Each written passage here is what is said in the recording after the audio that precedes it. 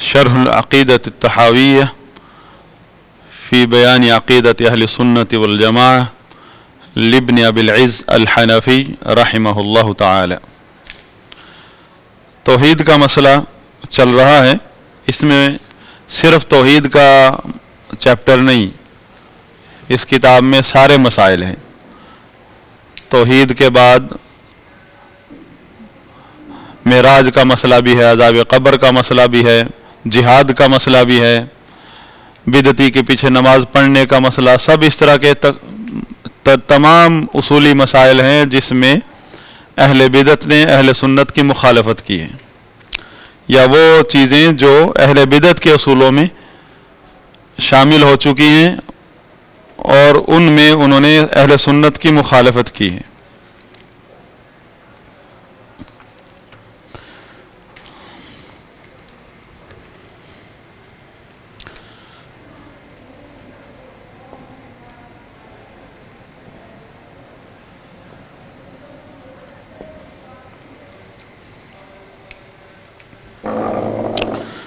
ہم پڑھ چکے ہیں کہ توحید یعنی اللہ کو ایک ماننا، شریعت اسلامیہ کے اندر اس کی تین اقسام ہیں کہ اللہ تعالیٰ کو اس کے افعال میں ایک ماننا،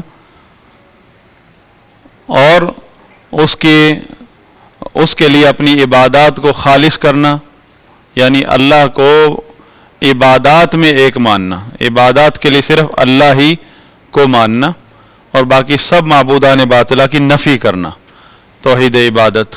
اور اسماء و صفات میں اللہ تعالیٰ کی توحید یہ ہے کہ اس کے تمام اسماء و صفات جو قرآن و حدیث میں ثابت ہیں ان کا اس بات کرنا، اور اس میں مماثلت کی نفی کرنا کہ اللہ تعالیٰ لیس کمثلہ شیء وہو السمیع البصیر، اللہ کی مماثلت کسی مخلوق سے نہیں ہو سکتی، نہ مخلوق کی اللہ سے مماثلت ہو سکتی ہے۔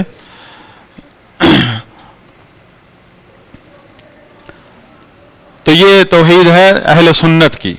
ابھی تک ہم توحید عند اہل سنہ، تو ہم نے پڑھا التوحید عند اہل سنہ، یعنی اہل سنت والجماعہ، اہل سنت کے نزدیک جو توحید ہے وہ تین قسم کی ہے۔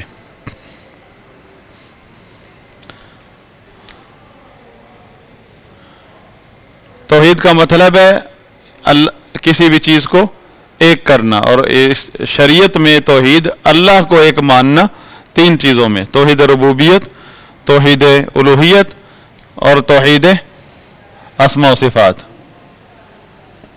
توحید الربوبیہ اور توحید الالوہیہ اور توحید الاسماء والصفات، یہ تین قسم کی توحید ہے۔ اس سے باہر کوئی توحید نہیں ہے۔ قرآن کریم کلہ فی التوحید، قرآن سارے کا سارا توحید کے بیان میں ہے، اور اللہ تعالیٰ کی، اللہ کے رسول صلی اللہ علیہ وسلم کی جتنی بھی تعلیمات ہیں احادیث میں، ان کا تعلق توحید سے ہی ہے۔ اور وہ توحید جو قرآن و حدیث میں یا انبیاء کرام کی جو توحید ہے، اسلامی توحید، اسلام کی جو توحید ہے اللہ کے بارے میں، وہ ان تین سے باہر نہیں ہے۔ کوئی بھی مسئلہ ہے توحید کا وہ ان تین میں سے کسی نہ کسی سے تعلق رکھتا ہے، کوئی بھی توحید کا مسئلہ۔ لہذا توحید کی 4 یا 5 یا 10 قسمیں بنانا یہ بدعت ہے اور جہالت ہے اور گمراہی ہے، اس پر بھی بات ہوگی آگے۔ اہل سنت کے مقابلے میں توحید کے مسئلے میں کچھ نظریات ہیں، ان کا علم بھی آپ کو ہونا چاہیے۔ کچھ نظریات ہیں کچھ باطل فرقوں کے، ان کے نزدیک بھی توحید ہے، اور آپ دھوکہ کھا سکتے ہیں کہ وہ توحید کی بات کر رہا ہے جبکہ توحید، ان کی توحید کا مطلب کیا ہے وہ آپ پڑھیں گے انشاءاللہ۔ تو اس کے اہل سنت کے مقابلے میں جو پہلا فرقہ ہے جس نے گمراہی کی پوری امت کے اندر بدعقیدگی کی بنیاد رکھی ہے، وہ ہے جہمیہ، الجہمیہ، جہمی فرقہ۔ ان کے نزدیک توحید جو ہے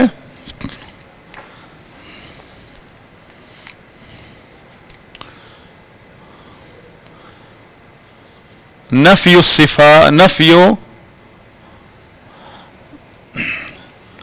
یا دوسرے انداز میں ان کی توحید ہے اثبات ذات مجردۃ عن الاسماء والصفات،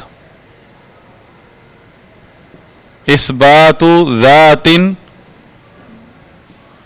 مجردۃ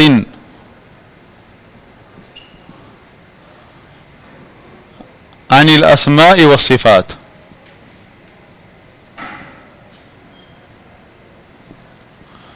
یہ کیا مطلب؟ ایک ایسی ذات کا اس بات کرنا اللہ کے بارے میں جو کہ خالی ہے، مجرد ہے اسماء و صفات سے۔ ان کے نزدیک اللہ کے لیے کوئی نام یا صفت کا عقیدہ رکھنا یہ شرک ہے ان کے نزدیک۔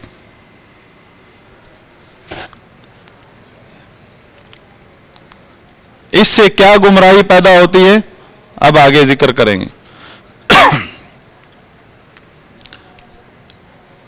پھر ایک اور ہے فرقہ جس کی تعداد اس وقت، جس کے داعیوں کی تعداد زیادہ ہے۔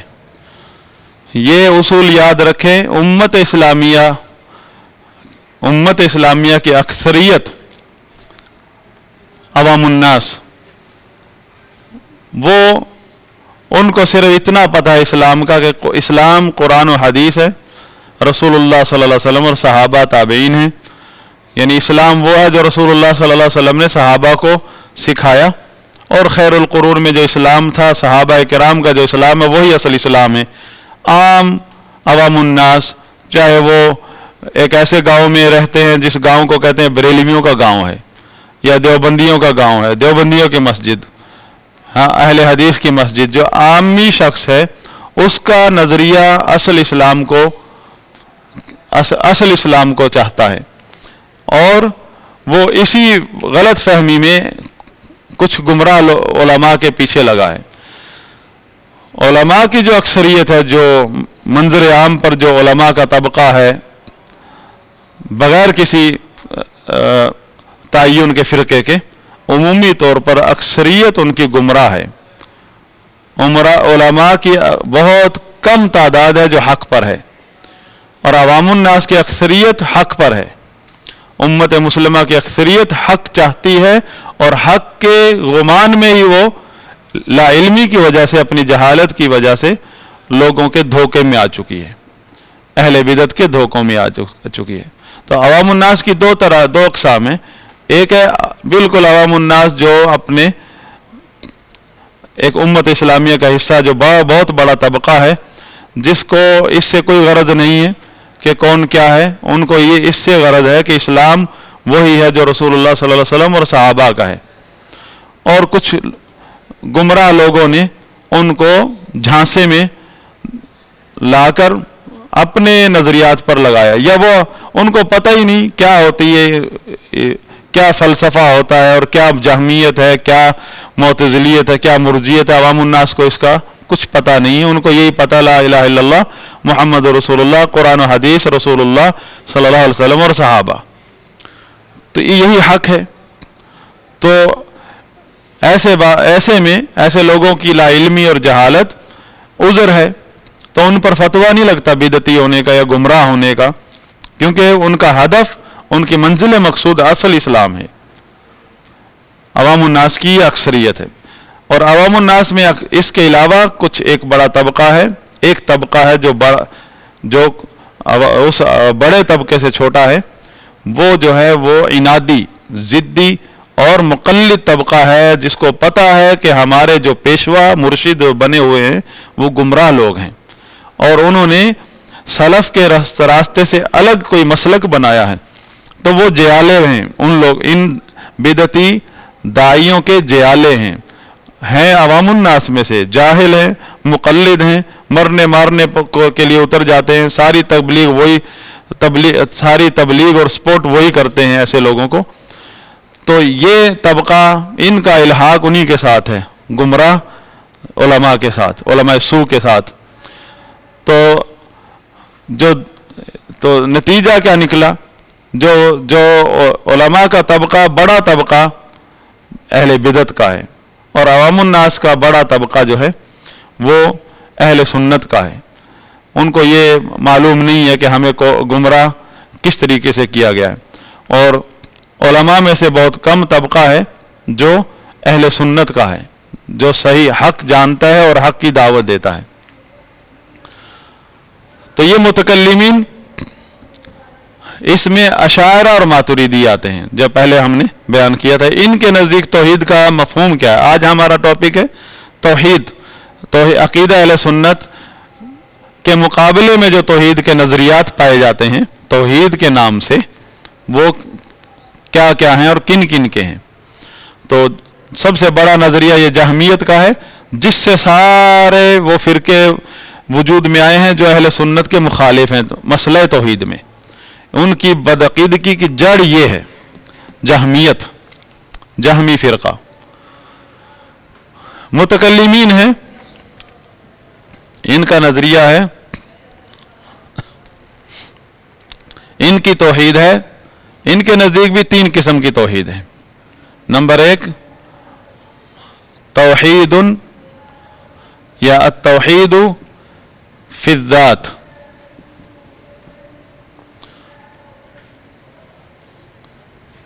دوسرا التوحید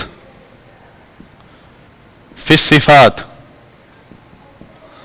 تیسری ہے التوحید فی الافعال۔ 3 قسم کی توحید ہے ان کے نزدیک۔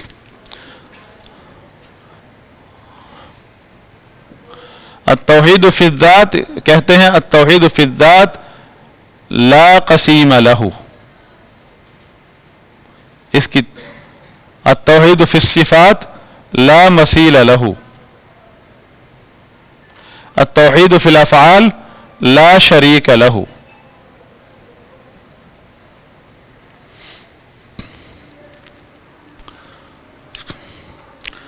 التوحید فی الذات لا قسیم لہ، التوحید فی الصفات لا مثیل لہ، التوحید فی الافعال لا شریک لہ۔ وضاحت کرتے ہیں۔ اس کے بعد فرقہ ہے سب سے بڑا صوفیہ کا، ان کو کہتے ہیں المتصوفہ، المتصوفہ۔ ان کے نزدیک بھی توحید 3 قسم کی ہے، توحید العامہ، توحید الخاصہ، اور توحید الخاص، توحید خاصۃ الخاصہ۔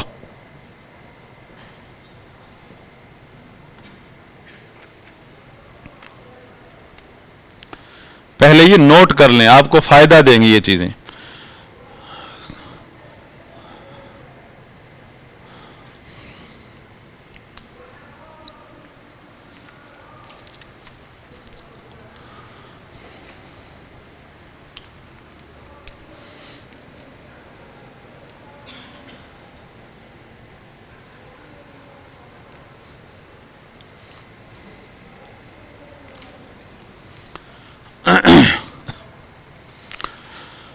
یعنی عوام الناس کی توحید، خاص لوگوں کی توحید، خاصۃ الخاصہ، خاص الخواص، خاص میں بھی ایک خاص الخواص ہیں۔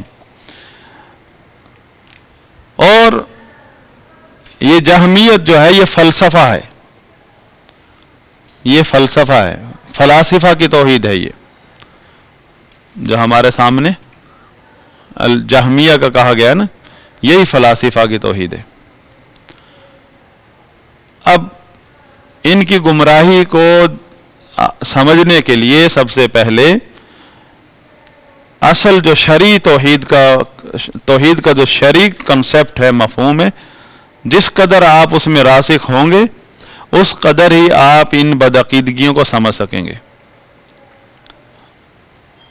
یہی اصول ہے کہ پہلے آپ حق کو پہچانیں۔ آپ کو پتا ہو کہ آپ جو ہے 2 نمبر دوائی کیسے پہچان سکتے ہیں جب آپ کو 1 نمبر کا ہی نہیں پتا، فارمولے کا نہیں پتا صحیح، تو آپ کو کیسے پتا ہو سکتا ہے آپ 2 نمبر دوائی کو اصل سمجھ رہے ہو اور 1 نمبر دوائی کو کہیں۔ یہ تو جو لوگ پانی والا دودھ پیتے بچپن سے، کبھی کبھار خالص دودھ لے آئے دودھی تو کہتے ہیں آج یہ ملاوٹ کر کے لایا ہے۔ یہی ہمارا حال ہے۔ ساری زندگی جو ہے، زندگی کا ایک بڑا حصہ ہم جو ہے لوریوں میں گزار دیتے ہیں، لوریاں دیتے رہتے ہیں ہمیں ممبروں پر آ کر کچھ لوگ، اور پیچھے سے جو بدعقیدگی کا طوفان ہے، آندھی ہے، وہ چلتی رہتی ہے، اس کی دھول مٹی ہمارے اوپر پڑتی رہتی ہے۔ کچھ عرصے بعد ہم اسے مٹی کہنا چھوڑ دیتے، کہتے ہیں مسجد کی خوشبو ہے، مسجد سے ملی تھی ہمیں۔ اور کبھی کبھار اگر پھر ممبر پہ کوئی آ کر بتا دے کہ مٹی کیا ہوتی ہے اور خوشبو کیا ہوتی ہے، وہ کہتے ہیں اس کو خوشبو کا نہیں پتا، دیکھو یہ جو ہے نا خوشبو کے خلاف ہے۔ توحید ربوبیت پھر تھوڑا یہ بار بار دہرانا پڑتا ہے، اس میں آپ اگر بور ہوتے ہیں تو آپ اپنا تھوڑا جناب مراجعہ کریں، کیونکہ ہر بار بار چیز آئے گی۔ اللہ کی توحید جو ہے وہ بار بار بیان ہوگی، اور خاص طور پہ کلاس روم میں ایک چیز بار بار آئے گی۔ توحید ربوبیت کا تعلق کیا ہے، کس سے ہے؟ اللہ کے افعال سے ہے، افعال الرب، افراد اللہ ہی، یعنی اللہ کو ایک ماننا، فی افعالہ، یعنی اس کے افعال میں، اللہ کے افعال میں۔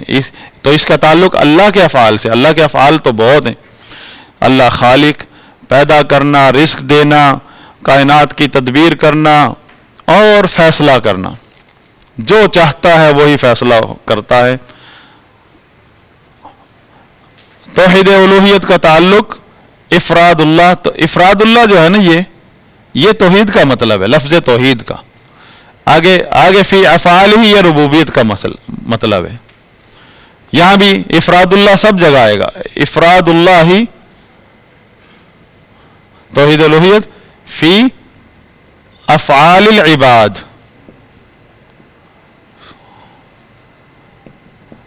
دونوں توحید کا تعلق افعال سے ہے۔ توحید ربوبیت میں اللہ کے افعال ہیں، توحید الوہیت میں بندوں کے افعال ہیں۔ بندوں کے افعال عبادت ہیں، اللہ کے افعال اس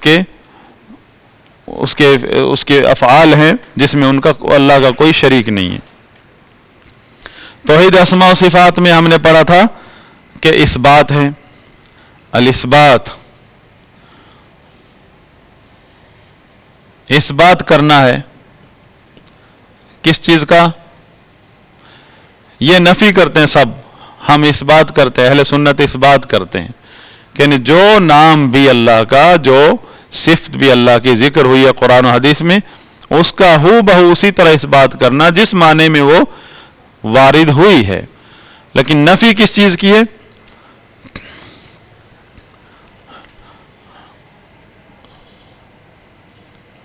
دونوں چیزیں نا۔ توحید آپ نے یہ پہلے پڑھا ہوگا، توحید کا فارمولہ کیا ہے؟ توحید کا فارمولہ ہے النفی الاثبات۔ یہ 3 کونے جو ہے نا 3 نقطوں کے ہیں توحید۔ بغیر نفی، جب نفی اور اثبات اکٹھا ہوتا ہے تو وہ توحید بنتی ہے۔ جہاں بھی آپ کہتے ہیں میرا یہ عقیدہ ہے، تو آپ کے عقیدے میں دیکھا جائے گا کہ نفی کہاں ہے اور اثبات کہاں ہے۔ کس چیز کی آپ نفی کر رہے ہیں، کس چیز کا اثبات کر رہے ہیں؟ کسی غلط چیز کی غلط نفی تو نہیں کر رہے۔ جیسے لا الہ الا اللہ، لا الہ نہیں ہے کوئی معبود برحق، इल्ला अल्लाह, सिवाय अल्लाह के। नफी हो गई, किस चीज की नफी हुई? नहीं है कोई माबूद बरहक, यानी जितने भी माबूदान बातिला हैं सब की नफी हो गई। इल्ला अल्लाह, अल्लाह का इस्बात हो गया। हर जगह नफी इस्बात है। यहां भी इफरादुल्लाह फी अफ़आलिही, अल्लाह के अलावा कोई ना खालिक है, ना मालिक है, ना राज़िक है। अफ़आल तो बहुत हैं अल्लाह के, हम गिनती नहीं कर सकते। तो यहां इस बात किस चीज का? सिफात का, अस्मा व सिफात का इस बात है। इस बात जो है ना, इस बात वह अल अस्मा व सिफात। नफी किस चीज की है जी? इस बात अस्मा व सिफात का, यानी जो कुरान और हदीस में अस्मा व सिफात हैं। नफी हम किस चीज की करते हैं? मुमासलत की। मुमासलत, ये उर्दू में लिख दिया मैंने। मुमासलत, नफी, मखलूक के साथ मुमासलत। अल्लाह की मुमासलत मखलूक से नहीं है।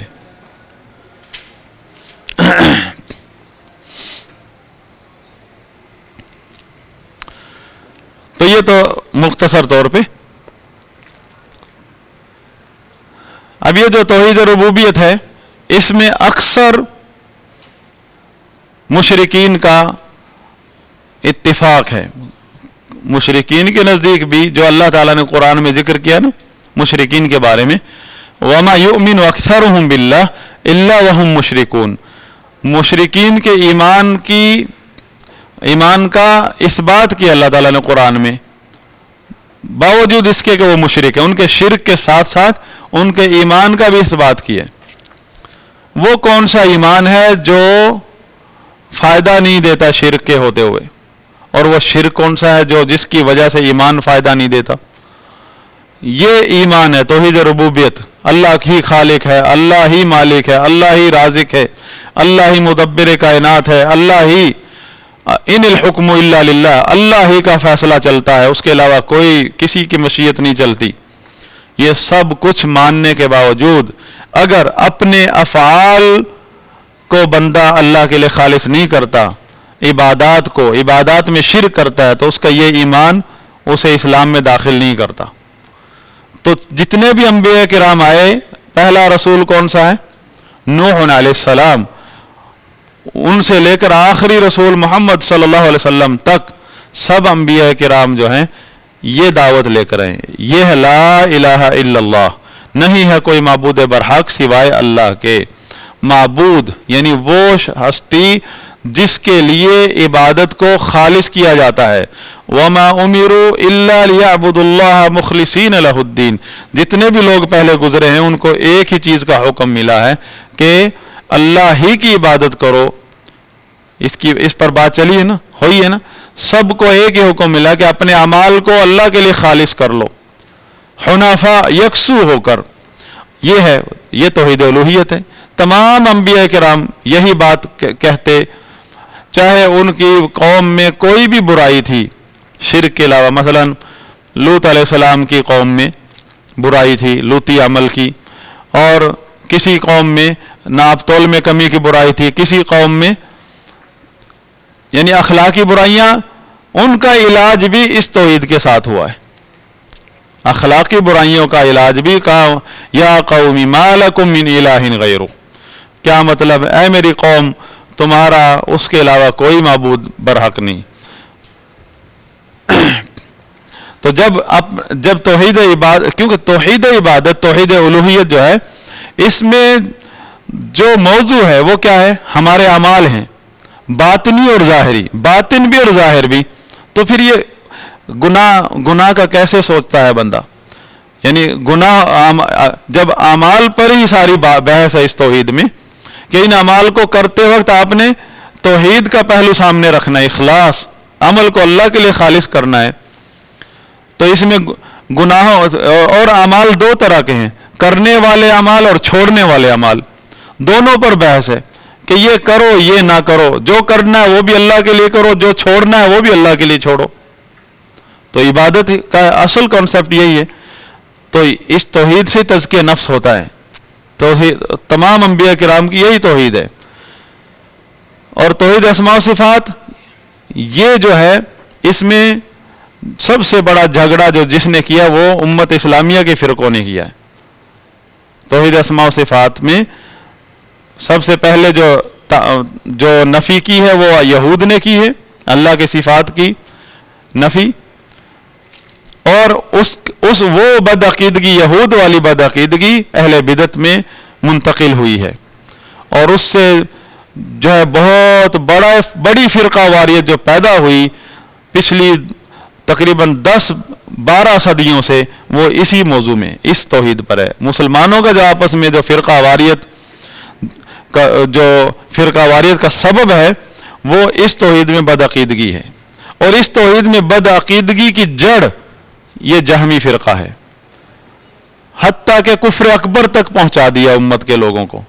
اس جہمی فرقے نے ایسا کفر پیدا ہو گیا ان کی وجہ سے کہ یہود و نصارہ بھی دیکھ کر توبہ کریں، انہوں نے بھی ایسا کفر نہیں سوچا ہوگا۔ پھر آگے تو یہ کیا توحید ہے ان کی؟ خالی ایک ایسی ذات کا نظریہ رکھنا جس پر کوئی جس کا کوئی نہ نام ہے نہ کوئی صفت ہے، کیونکہ نام اور صفات ان کے نزدیک مخلوق ہیں۔ خالق کی ذات کو ناموں سے اور صفات سے پاک کرنا، پاک ماننا صفات سے، یہ ان کی توحید ہے۔ تو قرآن و حدیث تو جگہ جگہ اللہ کا نام، کبھی ذکر صفت، وَهُوَ السَّمِيعُ الْبَصِيرُ وَهُوَ الرَّؤُوفُ الرَّحِيمُ غفور الرحیم سمیع، یعنی کہ ہر کون سا ایسا صفحہ ہے قرآن کا جہاں اللہ کا نام نہ ذکر ہو، صفت نہ ذکر ہو؟ تو ان کی ساری زندگی اسی میں گزرتی ہے کہ یہ اللہ کا نام نہیں، یہ اللہ کی صفت نہیں ہے، کیونکہ ان کے نزدیک شرک ہے۔ اور یہی وجہ ہے جس کی وجہ سے ترجموں پر پابندی تھی کہ قرآن پڑھ کے اللہ کے ناموں کا تعارف ہوگا، اللہ کی صفات کا تعارف ہوگا، اور ان کے نزدیک یہ کفر ہے۔ اللہ کے ناموں کا عقیدہ رکھنا، اسماء و صفات کا عقیدہ رکھنا ان کے نزدیک کفر ہے، شرک ہے۔ تو یہ تو ہے فلسفی لوگ، فلاسفہ ہیں، متفلسفہ۔ ان کا مقابلہ جو ہے، ان کے مقابلے میں آئے ہیں یہ سارے، یہ لوگ، یہ متکلمین ان کے ساتھ مناظرے کرتے تھے۔ اب ان سے جو نکلے ہیں، ان سے سب سے پہلے ان سے فرقہ نکلا ہے معتزلہ۔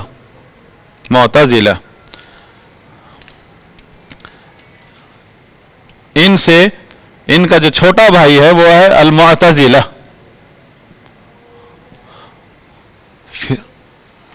اب انہوں نے اپنی طرف سے ان کے اندر نرمی آئی، انہوں نے کہا نہیں اللہ کے نام تو مان لو، باقی صفات کو چھوڑو۔ صفات کا انکار کیا انہوں نے۔ ہم نے پہلے یہ ذکر کیا تھا، لیکن یہ اب آج کے ٹاپک میں بھی اس کو ذکر کرنا ہے۔ ان کے نزدیک کیا ہے؟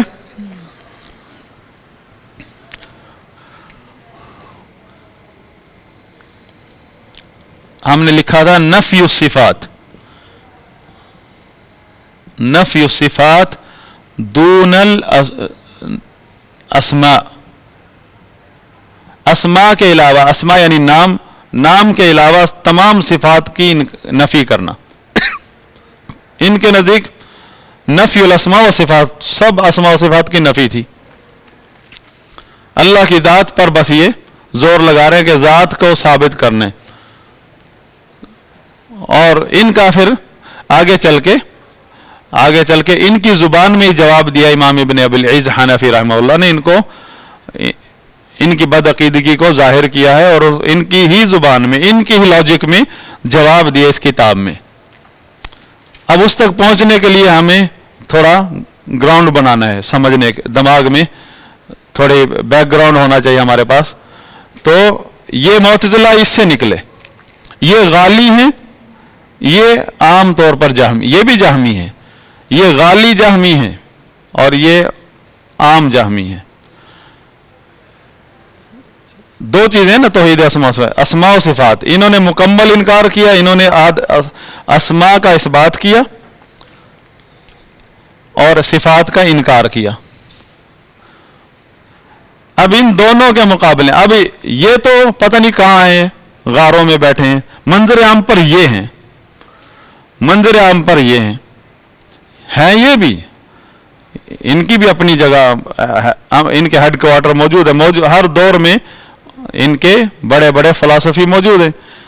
تو بہت ایک دور گزرا ہے جس میں گھمسان کی جو لڑائی ہوتی ہے نا، اس طرح مناظرے ہوئے ہیں ان کے ساتھ. کنہوں نے کیے؟ انہوں نے.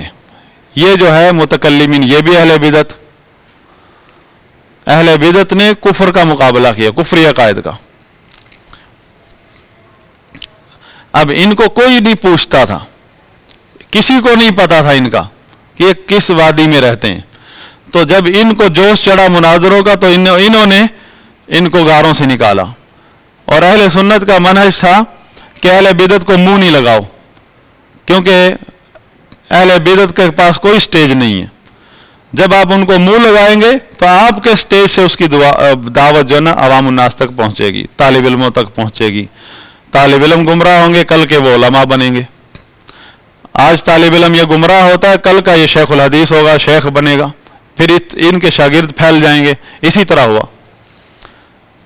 ائمہ کرام کے جو اصول سنت ہیں اس میں ذکر ہے کہ ان لوگوں کے ساتھ ان کو منہ لگانا جائز نہیں ہے.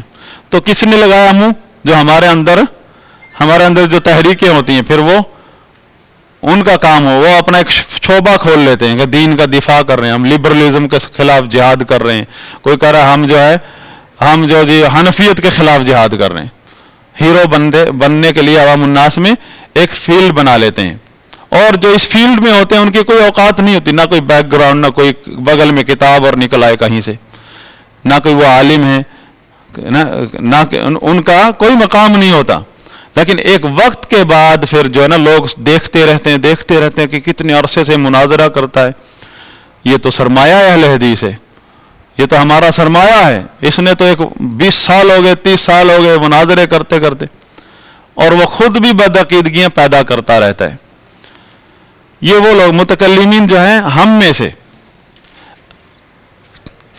اور یہ ان کے جو اس فرقے کے جو علماء ہیں وہ کہاں سے آئے؟ عوام الناس جو ہے وہ تو اہل سنت ہے، یہ کہاں سے آئے؟ کس مدرسے سے آئے؟ انہی میں سے نکلے ہیں. ان میں سے نکلے، ادھر نہیں گئے، سیدھے حق پر نہیں گئے، راستے میں اپنی دکان کھول لی.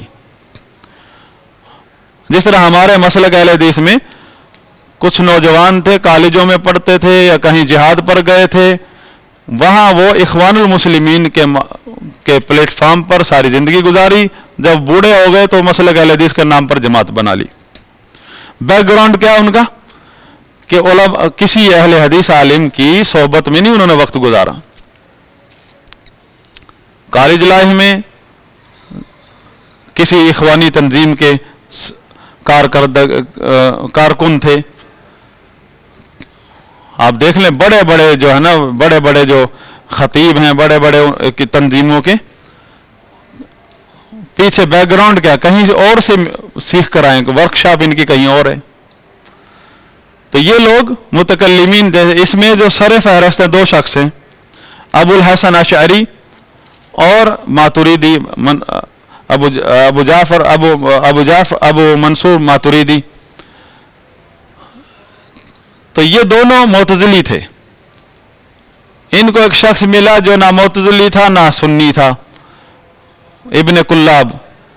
اس سے متاثر ہوئے، اس کے لاجک سے متاثر ہوئے. تو انہوں نے معتزلہ کے خلاف جو ہے ایک الگ نظریہ بنا لیا. تو اللہ نے ابو الحسن اشعری کو توفیق دی، ہدایت دی کہ وہ مکمل طور پر مسلک اہل سنت پر آ گئے، اور انہوں نے پھر اپنے رجوع میں کتاب بھی لکھی. ماتریدی صاحب جو تھے انہوں نے اپنا ایک الگ مسلک بنا لیا. اور ابو الحسن اشعری کیونکہ شافعی علماء میں سے تعلق رکھتے تھے، اور ماتریدی جو تھے وہ احناف سے تعلق رکھتے تھے. تو عوام الناس احناف اور شوافع دونوں کے پیچھے لگ گئی.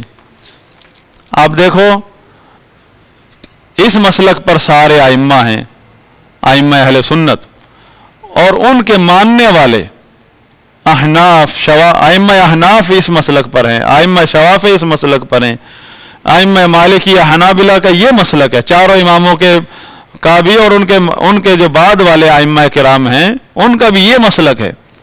لیکن ان کو گمراہ کرنے والے دو نام ہیں، ایک شافی ہے ایک حنفی ہے، عقیدہ اس کا معتزلہ سے نکلا تو ایک مستقل مسلک بن گیا اہل سنت کے مقابلے میں، اور ان کے پاس کون سا کارڈ استعمال کیا انہوں نے؟ دفاع اسلام، دفاع حق، کہ ہم تو معتزلہ اور فلاسفہ کا رد کر رہے ہیں، ہم سے بڑا کون میدان میں ہے۔ منظر عام پر عوام الناس کو یہ نظر آنے لگے، کیونکہ یہاں جو ہے اتباع چلتی ہے، نعرے بازی نہیں چلتی ہے، یہاں طوفان بدتمیزی نہیں ہوتا ہے، یہاں علم چلتا ہے اور اتباع چلتی ہے، اور یہاں کیا ہوتا ہے؟ جذبات، مناظرے اور ادم مچانا۔ تو ان کا جو ہے یہ عقیدہ التوحید فی الذات، امام ابن ابی العز حنفی رحمہ اللہ نے جب یہ ذکر کیا عقیدہ اثبات ذات مجردہ عن الاسماء و صفات، فرمایا یہ وہ بدعقیدگی ہے جس سے عقیدہ حلول والاتحاد پیدا ہوتا ہے۔ عقیدۃ الحلول والاتحاد، عقیدہ حلول والاتحاد جو ہے یہ ان کا ہے، متصوفہ میں ہے، کہ ان کی توحید جو ہے، ویسے تو انہوں نے تقسیم کی ہوئی ہے توحید 3 قسم کی، اور یہ خود بذات خود 2 قسم کے ہیں صوفی، حلولی اور اتحادی۔ اب مسئلہ ہے کہ آپ کو یہ معلوم ہونا چاہیے حلول کیا ہے اور اتحاد کیا ہے۔ حلول ہم اردو میں محلول تیار کرنا، محلول کیا کہتے ہیں؟ محلول، ہاں ہمارا اپنا ایک لہجہ ہے اردو کا، محلول کہتے ہیں نا، کہ حکیم صاحب جو ہے نا کچھ نسخے ملا کر ایک محلول تیار کرتے ہیں، وہ کیا ہوتا ہے؟ اس میں کئی چیزیں ہیں، وہ لفظ اسی سے الحلول سے۔ حلول یہ ہے کہ 2 چیزوں کا آپس میں، 2 چیزیں ہیں، ایک چیز دوسرے کے اندر اس طرح حل ہو جائے کہ دوسری چیز جو ہے وہ اس کا محل بن جائے۔ پانی برتن میں، 2 پانی اور ایک برتن ہے، 2 چیزیں ہیں۔ پانی کا محل کیا ہے؟ پانی کا ظرف، یہ برتن ظرف بن گیا اور پانی اس کے اندر آ گیا۔ پانی جو ہے نا وہ اس برتن میں ہے تو اس کو حلول کہتے ہیں۔ یہ حلول ظرفی ہے، 2 قسم کا حلول ہے، حلول سریانی، حلول ظرفی۔ سریانی مطلب سرایت کرنا، یہ ظرفی ہے کہ ایک چیز اس میں داخل ہو گئی، دوسری چیز اس کا ظرف بن گئی، ظرف یعنی برتن بن گئی، تو یہ حلول ہے۔ تو جو یہ کہنا کہ اللہ ہر جگہ پر ہے، تو ہر جگہ کو اللہ کا محل بنا دیا۔ اللہ خالق ہے، دوسرا جگہ، مکان کو عربی میں، جگہ کو عربی میں مکان کہتے ہیں، اللہ فی کل مکان۔ تو یہ عقیدہ حلول ہے کہ اللہ کو ہر جگہ ماننا، کہ جگہ کو اللہ کا محل بنا دینا، یہ عقیدہ حلول ہے۔ اور دوسرا عقیدہ اتحاد، کہ 2 چیزوں کا آپس میں اس طرح ملنا کہ دونوں کی آپ الگ الگ پہچان نہ رہے۔ یہاں تو الگ الگ پہچان ہے، 2 چیزیں مل گئی آپس میں، لیکن پانی الگ ہے، برتن الگ ہے۔ 2 چیزوں کا آپس میں اس طرح ملنا کہ ایک چیز دوسرے میں سرایت کر جائے، متحد ہو جائیں، وحدت الوجود ہو جائے، ایک وجود بن جائے دونوں کا۔ 2 چیزیں تھیں آپس میں اس طرح ملی کہ ایک وجود ظاہر ہو، ایک وجود بن گیا۔ جیسے سمندر کے پانی میں نمک، نمک نکال لیتے ہیں کہ نہیں بعد میں، اور ہر قطرے میں نمک ہے۔ یا آپ پانی کے اندر چینی ملا دیں، چینی کہاں ہے؟ اب پانی کے اندر ہے۔ یا عرق گلاب کہاں سے نکلتا ہے؟ پھول گلاب کی پتیوں سے، تو پانی کہاں ہے؟ گلاب کی پتی میں پانی کہاں ہے؟ اس کی ایک ایک رگ میں پانی ہے۔ تو یہ عقیدہ اتحاد ہے، اور یہ بھی صوفیوں کا عقیدہ کہ یہ کہنا کہ اللہ تعالیٰ فی کل شیء، ہر چیز میں اللہ کا حلول کرنا، یہ حلول سریانی بھی اور وحدت الوجود اتحاد بھی ہے۔ اور یہ دونوں بدعقیدگیاں اس نظریے سے پیدا ہوئی ہیں۔ وہ کیسے؟ کہ خالق اور مخلوق کی جو الگ الگ پہچان ہے وہ تو اسماء و صفات سے ہوتی ہے۔ اللہ کے اسماء و صفات سے پتہ چلتا ہے کہ اللہ اور خالق اور مخلوق میں کتنا فرق ہے. وہ جو فرق تھا اللہ خالق اور مخلوق کا وہ تو انہوں نے مٹا دیا. اب کہاں کیا فرق رہا پھر؟ خالق اور مخلوق کا جب فرق مٹ گیا تو کس طرح جدا کر سکتے ہیں خالق اور مخلوق کو؟ لہذا ایسا بد عقیدگی ظاہر ہوئی کہ دو درجوں میں. ایک بد عقیدگی ہے کہ اللہ ہر جگہ میں ہے، جہاں بھی جگہ ہے وہاں اللہ ہے، کوئی بھی جگہ خالی نہیں اللہ سے، نعوذ باللہ. دوسرا عقیدہ کیا ظاہر ہوا کہ اس سے جو تجاوز کیا کہ اللہ کائنات میں کوئی بھی چیز ہے، بے جان ہے، جاندار ہے، اس کے اندر نعوذ باللہ وہ بعین ہی اللہ ہے، نعوذ باللہ. تو یہ کتابوں میں موجود ہے. تو اس کی بنیاد اس جہمیت کے عقیدے سے آئی. تو امام ابن ابی العز حنفی رحمہ اللہ نے اس پر فرمایا وَهَذَا الْقَوْلُ، پہلے فرمایا کہ کسی ایسی ذات کا نظریہ رکھنا کہ جس کی کوئی صفت نہیں ہے، یہ دماغ میں تو آپ سوچ سکتے ہیں، حقیقت میں کہیں اس کا وجود نہیں ہے، حقیقت کے خلاف ہے یہ. لہذا فرمایا وَهَذَا الْقَوْلُ قَدْ أَفْضَى بِقَوْمٍ إِلَى الْقَوْلِ بِالْحُلُولِ وَالِاتِّحَادِ. اس نظریے نے لوگوں کو عقیدہ حلول اور عقیدہ اتحاد وحدت الوجود کے عقیدے تک پہنچا دیا ہے. فرمایا وَهُوَ أَقْبَحُ مِنْ كُفْرِ النَّصَارَى، اور یہ نظریہ نصارہ کے کفر سے زیادہ قبیح ترین ہے، کیونکہ ان کے نزدیک جو ہے حلول وہ ہے مسیح کے اندر ہوا، یعنی اللہ تعالیٰ مسیح میں آ گیا، نعوذ باللہ. انہوں نے تو ایک ذات سے بات کی، ایک ذات کے متعلق حلول کی بات کی. فرمایا وَهَؤُلَاءِ عَمُّ جَمِيعَ الْمَخْلُوقَاتِ، اور ان لوگوں نے تو مخلوقات میں کوئی چیز چھوڑی ہی نہیں، سب میں ہی اللہ کو داخل کر دیا. ہاں نعوذ باللہ. تو یہاں سے یہ بدعقیدگی اس فرقے کی ظاہر ہوئی. اب لہذا صوفیوں کی دو قسمیں ہیں، المتصوفہ دو قسم کے ہیں، الحلولیہ الوجودیہ. الوجودیہ، اور یہ وجودی جو تھے وہاں فلاسفہ میں بھی تھے، غیر مسلم فلاسفہ میں، وہاں بھی وجودی فرقہ ہے. حلولی کیا کہتے ہیں؟ اللہ ہر جگہ میں ہے. اور وجودی کیا کہتے ہیں؟ ہر چیز ہی اللہ ہے، مخلوق بعین ہی اللہ ہے. اور اس میں دونوں یہ یہود و نصارہ کے عقیدے سے بدتر ہے یہ عقیدہ کہ اللہ تعالیٰ کو ہر جگہ میں ماننا، جبکہ اللہ تعالیٰ کی ذاتی صفت ہے جو کہ ازل سے ازلی ہے اور ابدی ہے کہ اللہ تعالیٰ علو میں ہے، ہر چیز سے اوپر ہے. مخلوقات میں سب سے بڑی مخلوق عرش ہے، اور پوری مخلوقات حتیٰ کہ جنت جہنم بھی اس کے نیچے، عرش کے نیچے چھت ہے پوری مخلوقات کی عرش. اللہ تعالیٰ عرش سے بھی اوپر ہے، یہ اس کی صفت ذاتیہ ہے، ازلی ہے، ازل سے ہے ابد تک ہے. یعنی تو انہوں نے کہا اللہ ہر جگہ میں ہے، اور جگہ کہاں ہے؟ جگہ تو مخلوق ہے، خود جگہ مخلوق ہے. اللہ تعالیٰ اللہ کی صفت ذاتی ہے کہ ہر چیز سے اوپر اور اپنی مخلوقات سے جدا ہے، متصل نہیں. الوجودیہ انہوں نے کہا ہر چیز ہی اللہ ہے. تو ان سے بدتر ہے یہ عقیدہ، ہے سارے ہی بدتر عقیدہ. توحید العامہ، اس پر تھوڑی تفصیل سے بات ہوگی. توحید العامہ کیا ہے؟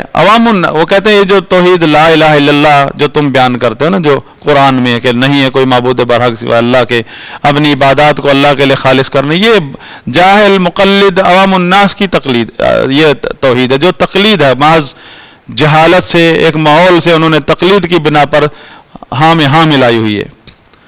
کیونکہ توحید عامہ جو ہے عوام الناس کی کا جو ایک سطحی نظریہ ہوتا ہے، سنی باتوں پر ایک نظریہ رکھ لینا، یہ توحید ان کی ہے جو لا الہ الا اللہ میں بیان کرتے ہیں ہم کہ نہیں ہے کوئی معبود برحق سوا اللہ کے، اپنے تمام اعمال کو اللہ کے لیے خالص کرنا، اور شرک اور اعمال میں شرک سے دور رہنا، یہ توحید عامہ ہے، عوام الناس کا نظریہ ہے۔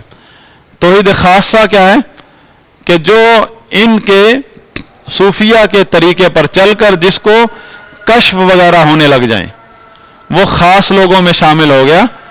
اب اس کی توحید جو ہے کشف تک جب پہنچ گیا، یہ خاص لوگوں کی توحید ہے کہ اب اور خاصۃ الخاصہ یہ توحید الفنا ہے، یعنی جو فنا فی اللہ کو کہتے ہیں اس کو خاصۃ یہ خاصۃ فنا فی الشیخ ہوتے ہیں کہ پیر کے اندر فنا ہو گئے، پیر سے فیض حاصل کرنے میں کامیاب ہو گئے ہیں، قبر سے بھی فیض ملتا ہے ان کو، یعنی مردے سے بھی فیض لینے میں کامیاب ہیں۔ یہ خاص لوگ ہیں، عام لوگ اس تک نہیں پہنچے۔ یہ خاص ہیں جن کو کشف ہوتا ہے، فیض ہوتا ہے، قبر سے آواز آتی ہے، قبر سے وہ مرے ہوئے سے پوچھ لیتا ہے، عذاب قبر کا بھی پتہ چل جاتا ہے۔ یہ خاص لوگ ہیں۔ اور خاصۃ الخاصہ یہ وہ لوگ ہیں جو کفر اکبر تک پہنچ چکے ہیں، جن کو ہر چیز اللہ نظر آتی ہے۔ یہ خاصۃ الخاصہ ہے، ان کو کہتے ہیں فنا فی اللہ ہو گئے ہیں، ان کو کچھ نظر نہیں آتا۔ ہاں یہ خاص ہیں۔ توحید الخاصہ کہتے کہ ہمارا ایک بندہ جو ہے 40 دن کے بعد بس میں چڑھا، اس کو بس میں سارے بندر نظر آ رہے تھے تو بھاگ کے نیچے اتر گیا۔ 40 دن کے لگائے نا، تو اس کو جب کھانا سارا مرکز کا کھایا، اس نے برکت والا لنگر کھایا، تو تشکیل ہوئی تو کہیں جا رہے تھے، امیر صاحب نے کہا تم پہلے چڑھو، وہ اندر چڑھا تو بھاگ کے باہر نیچے اترا۔ اس نے کہا اندر تو امیر صاحب سارے بندر اور خنزیر بیٹھے، انسان تو ہے ہی نہیں ادھر۔ امیر صاحب سمجھ گئے کہ اس کو کشف ہو گیا ہے، لوگوں کے یعنی وہ لوگوں کے اعمال بد عمل گناہ گار لوگ تھے، ان کے گناہوں کی وجہ سے ان کے اصلی چہرے نظر آ رہے تھے۔ پھر امیر صاحب نے اس کو وہاں بازار کی کوئی چیز کھلائی تو وہ نور ختم ہوا، تو اس کا کشف ختم ہوا، اس کو سارے انسان نظر آئے۔ یہ باتیں عام ہیں یہ۔ ہاں اللہ، یہ کیا وجہ ہے؟ اور یہ عوام الناس کون ہے؟ جو ائمہ سے محبت کرتی ہے اور ان کو گمراہ کن کے عقیدے رستے پر لگا دیا ہے جاہلوں نے، جاہل نہیں دجالوں نے۔ جاہل تو ہم ہیں، عوام الناس ہے جاہل تو، جن کے پاس علم نہیں ہے، اللہ معاف فرمائے۔ لیکن جن لوگوں نے ان کو راستے پر غلط راستے پر لگایا، ان کے پاس کفر کا بھی علم ہے اور نور کا بھی پتہ ہے ان کو کہ نور کہاں ہے، کفر کے اندھیرے کا بھی علم ہے۔ وہ کہتے ہیں یہ صحابہ کے لیے تھا، ہمارا راستہ جو ہے نا آج کے ماحول کے مطابق یہ راستہ جو ہے نا وہ ٹھوس ہے۔ صحابہ کا جو راستہ تھا وہ پاک صاف ہے، لیکن صحابہ تو سیدھے سادھے لوگ تھے، ان کو کوئی نہ فلسفیوں سے واسطہ پڑا نہ کسی اور سے۔ وہ تو جس طرح آج ہمیں کہتے ہیں ہمارے بھائی، آج ہمیں کہتے ہیں، ہم جو پڑھتے ہیں کہتے ہیں آپ تو یہاں بیٹھے رہتے ہیں، ہمیں تو واسطہ پر ساری دنیا سے پڑھتے ہیں، پر امریکہ بھی جا کر آتے ہیں، ہم تو یہاں رہتے ہیں۔ ہمیں کہتے ہیں ہم جو پڑھنے پڑھانے والے لوگ، ہم ہی ممبر پہ مسئلہ بتا رہے ہوتے ہیں اور ہمیں آ کر کہتے ہیں کہ آپ تو یہاں رہتے ہیں ساری دنیا سے تو ہمارا واسطہ پڑتا ہے، آپ کو تو پتہ نہیں ہم کوئی مدرسے کے کسی کنویں سے نکلیں، ہمارا بھی دوسرے معاشرے سے تعلق ہے جہاں سے ہم بھی وہیں سے آئے ہیں، اور مسلسل ہمارا تعلق ہے، آپ لوگوں کو بھی جانتے ہیں، آپ سے پیچھے جن کو چھوڑ کر آئے ان کو بھی جانتے ہیں، اور مجھے ہمیں سکھا رہے ہیں، بتا رہے ہیں کہ ہمارا واسطہ پڑتا ہے پتہ نہیں کس کس سے، اور آپ کو تو یہی صرف مسجد سے تعلق ہے، اور واش روم جاتے ہیں واپس پھر مسجد آ جاتے ہیں، اور یہ پھر ہم کہاں کیا بیان کرتے ہیں؟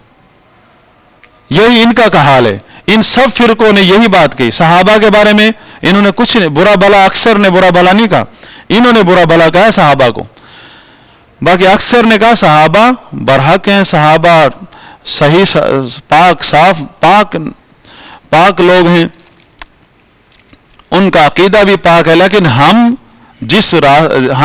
نے جو راستہ اپنایا ہے وہ ٹھوس ہے۔ بلکہ یوں کہتے ہیں کہ اگر نعوذ باللہ اگر صحابہ آج کے دور میں آ جائیں تو انہیں بھی ہمارا مسلک پکڑنا ہوگا، جبکہ اللہ تعالیٰ کہتے ہیں ان کے راستے پر چلو، اگر تمہیں ایمان لانا ہے تو ان کے راستے پر آؤ، صحابہ کے راستے پر۔